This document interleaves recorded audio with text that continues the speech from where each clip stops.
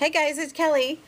Hey, I can't believe I'm going to do this, but this is my epic failure of a card that I was just messing around with and using things that I haven't touched in a long time, and now I know why I haven't touched them in a long time.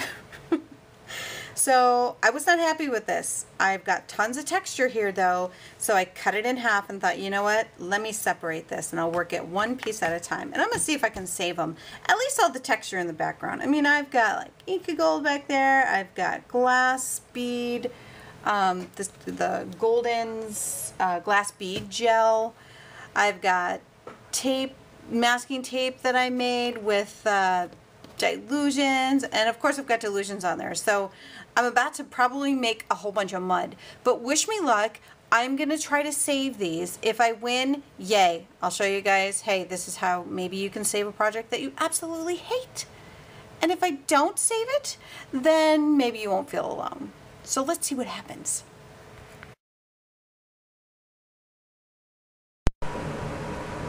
Okay, so here we go. When in doubt, use a napkin or tissue paper. So I decided that I was gonna try to use a napkin on this, and thank God I did. It worked out. But I'm showing you right here how that has three layers and how to separate it. I've shown you this before. You have to be very careful. This is sped up to 2 times the speed. So you just kind of wiggle it at first and kind of rub it together, and then you'll get it separated. And then in these bold prints you'll have 2. You can use the lighter one as a background. So there are my cards, and I thought, you know what, I don't want anything with color because I know I'm going to make mud here in a second, because it's all Dylusions ink on there, water soluble. So as soon as you get it wet again, it just all blends together. So I knew I had to be quick with my decoupage, and otherwise I was going to make a whole bunch of mud, and it was bound to happen. So I figured I'll use those colors because I know that they will bleed through a napkin. So I'm trying to be quick and really sloppy about it. See, look, let the mud splashing begin. But the cool thing is that the colors were still back there. They were still kind of separated, and I had to be fast about it. And I'm okay that I had a whole bunch on there and then it's blobbed on there, because those colors, those blues and those reds and those oranges coming through looked great. So I thought, oh my gosh, I bet this is gonna work. So I slapped a whole bunch. It took forever for this to dry. It took a very long time for it to dry, but it was worth it. So, and then I have to be very careful and put the Mod Podge on top as well. Thought I edited that out. I guess I didn't. And I had to wash my brush because it had the Dylusions ink on it, and I didn't want that to come through on top. I liked it behind the napkin, but not on the top. So if you guys do this and you save a Dylusions disaster page, or any kind of water-soluble ink disaster page, make sure you clean your brush before you go back into your Mod Podge, decoupage, whatever, gel medium, whatever you decide to use.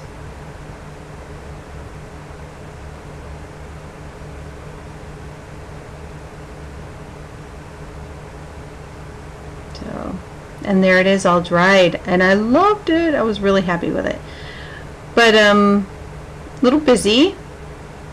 So at first I started with some gesso, because once I put the decoupage on there, it was sealed. So I thought, you know what, I need to tone this down. I'll put some gesso on there. And once I did that, I knew I was going to take a baby white and soften it up and take most of it off, but not all of it.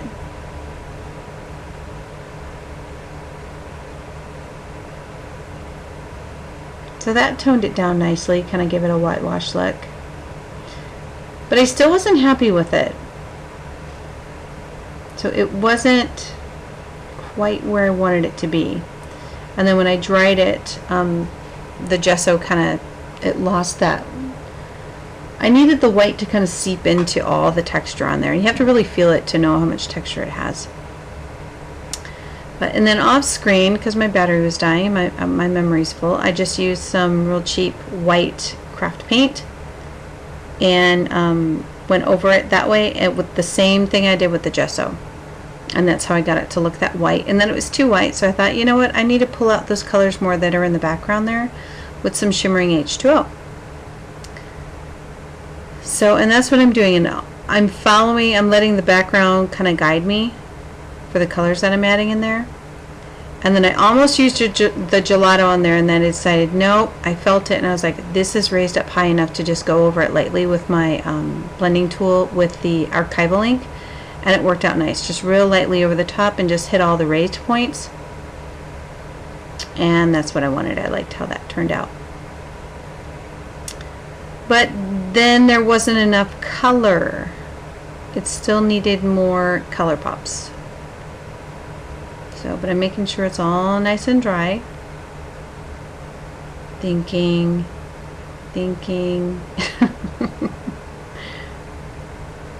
And I liked how the shimmering H2Os were shimmering, so I pulled them all out and said, let's go for it. It can't get any worse than it was when I first started, right? In the garbage. I got so frustrated with it.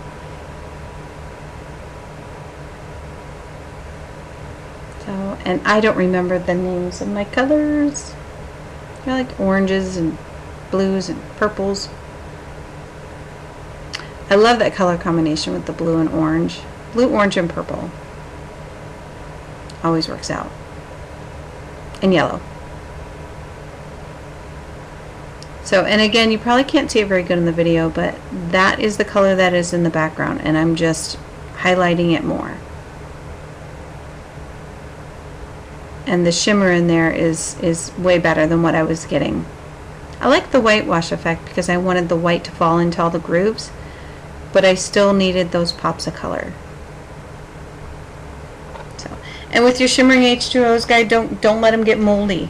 And although it looks like I spray a bunch of water into them, I don't. I only let one squirt go in there, and I'm squirting it, but no water was coming out of it, which is why you see me squirting it so much. But yeah, leave them open to dry overnight. I just set them out and just let them dry. If you don't, you're gonna open the cap and have some penicillin in there. And I keep putting the lid on, and then before I screw it on, I'm like, oh, leave it open, don't close it. It's hard to remember.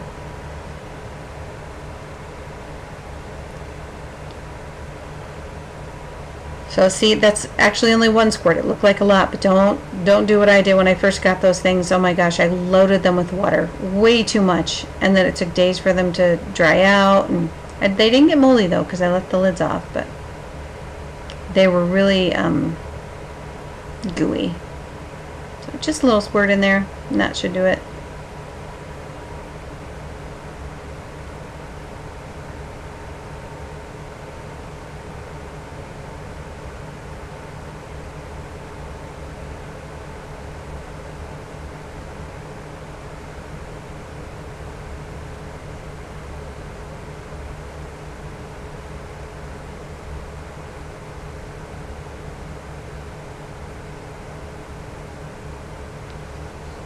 Alrighty, and I'm liking that.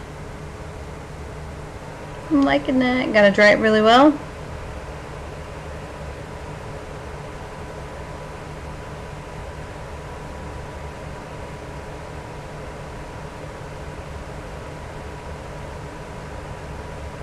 You can't see the shimmering, but it's really nice. So my camera was full, battery died, one or the other, because I had like 3 different projects going at once. So I laid out how I wanted it. I don't think I hot glued it at this point, but I laid out how I wanted it so you can see the plan. And those are little mirrors that I had already treated with alcohol ink and butterscotch. I don't think it's on there yet at this point. I think I do it after that. But then I just get my hot glue gun and I start gluing stuff down. And all those little wood things came from Fiona. I love those. I've had those a long time, just waiting for the right thing to use them on, and I think this was perfect.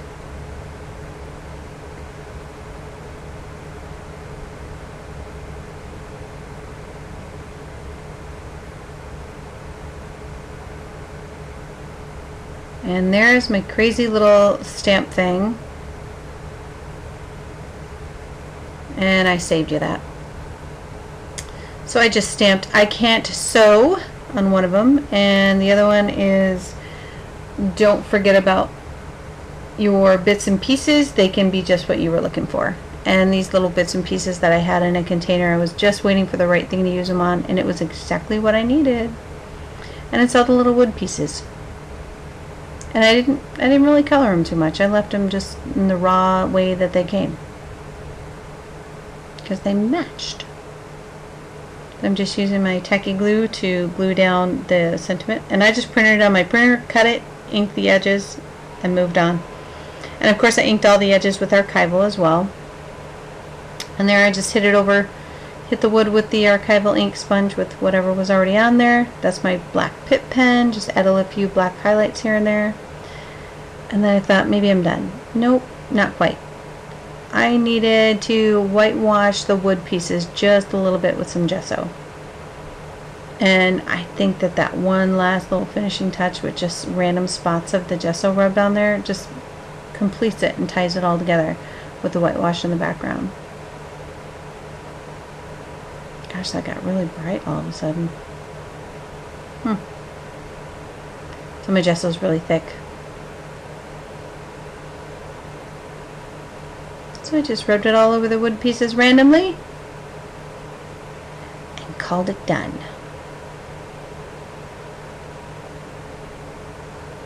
Operation Dylusions Disaster Recovery completed. And then I'll talk you through a little bit more here in a second. Okay, so here is the final end project here. And what I didn't tell you guys is that these were done on the crescent boards that the crescent representative that contacted me sent me a bunch of these. I love using these. They're really, really thick, really, really sturdy. So this is the artist board. It's medium weight. It's cold pressed. Excellent for this kind of stuff. I love it. Really, really thick. So hopefully you can see how thick that is. So, and it's the same. So obviously I cut it in half. But so the reason why I went with this, okay, after I got my background done, I was like, what am I going to do? Because after I saved it, I'm so glad I saved it, but I really liked how it turned out in the background. I'm like, how am I going to do this without covering it up? So what I did was I used all these really cool wood embellishments that, thank you Fiona, that Fiona sent me a long time ago in a rack. And when I looked at the dress form and the wing, I thought, oh gosh, I've only got one wing. That's not going to look right. And I thought, perfect, because I can't sew to save my life. And I don't own a sewing machine or anything like that. Back when they were still doing home ec classes when I was in school, I jacked up that sewing machine so many times the teacher was like, you know what, just don't do it. Just stop. So yeah, I can't sew. I just can't do it. Maybe things are different now. But the little bobbin thing and it was terrible. It was awful. So yeah, I can't sew to save my life. So if I tried, I'd have something unfinished and retarded looking like this. And this is a little sewing machine. In case you can't tell, it's a little sewing machine. And they're all wood pieces. And that's just a little domino that I use for kind of like a table. And the other thing that you guys didn't see in the process video was that these mirrors, they're just mirror pieces that I had in my stash. I used butterscotch alcohol ink on it, just to bring in some of those yellow colors that were on the card. And then I just stamped "I can't sew." I'm cool with it. Yeah, I can't sew. I'm alright with it. So, and then this one, I was like, gosh, what kind of sentiment am I going to put on here? Because it's kind of masculine. And then I thought, well, what led me to this and what led me to it was, let me look at all the bits and pieces that I have and see if I can find anything to use. So don't forget about your bits and pieces. They can be just what you were looking for. And that's exactly what happened. They were just what I was looking for. So there is the finished product. I hope you guys like it. I'm so glad that I saved it. Total disaster recovery. So hopefully you guys will maybe dig something out.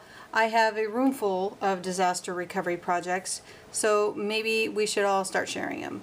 And when in doubt, when you got a big mud disaster, what you should always turn to, guys, is either tissue paper or napkins. It'll save you every time. So give that a shot, and maybe you can save some disasters too. Thank you so much for watching, guys. More to come.